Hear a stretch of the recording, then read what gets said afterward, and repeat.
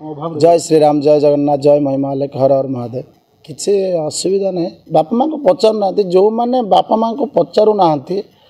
कौन से गोटे अघटन घटी से प्रसारण केन्द्र मैंने पहुँचुंट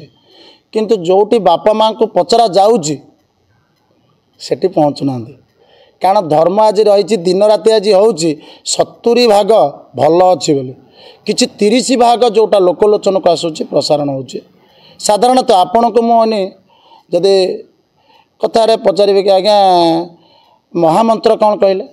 आप ठकिनी कौन कहे हरे कृष्ण कृष्ण कृष्ण हरे हरे हरे राम राम राम हरे हरे आपन कहे अच्छा यही महामंत्रटे कौ जुगर कली जुगर जुग केतुटा है 4टा आ 3 जुगर महामंत्र कहले कारण हूँ यहाँ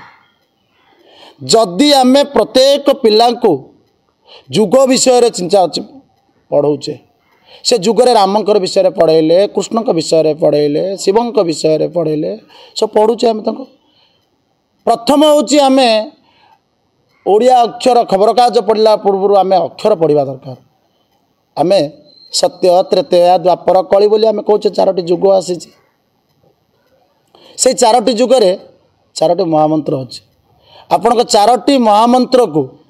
प्रत्येक दिन पिला को सकाळे संध्यारे बापा माँ माने पढ़ा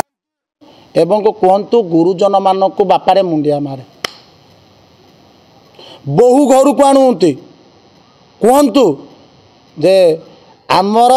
यौतुक हूँ आपणक झील आम घर को गले सकाळ संध्यारे सकाळे तुलसी मूल पानी दब संध्या बेले संजवती दब गुरुजन को मुंडिया मारिब निजे खाइला पूर्व घर परिवार सदस्य मान को पचार तुम्हें खाई सारे आउ अमृत वचन मुखरे रख कहीं क्या पचारे समस्ते पचारे तथापि जेहेतु आपणकर सीताराम चैनल कही नौ आपण को सबल मन रखिए एटा आगुरी गीता भागवत पुराण अच्छे भगवान जितेबाला भक्त पचारिता प्रभु सत्यजुग सरी आसुची प्रभु ये सत्यजुग आप विदाय ने आई सत्यजुग शेष समय आपड़ कौन कहवाक चाहते आपन को आम केमी पाइबू प्रभु कहले हृदय में रही जिते तू मत हरिबोल डाकटे दबु से मु तो पाखे ऊर्जा हेबी आ केते तो शरीर में किसी समय रही जाचु केते रही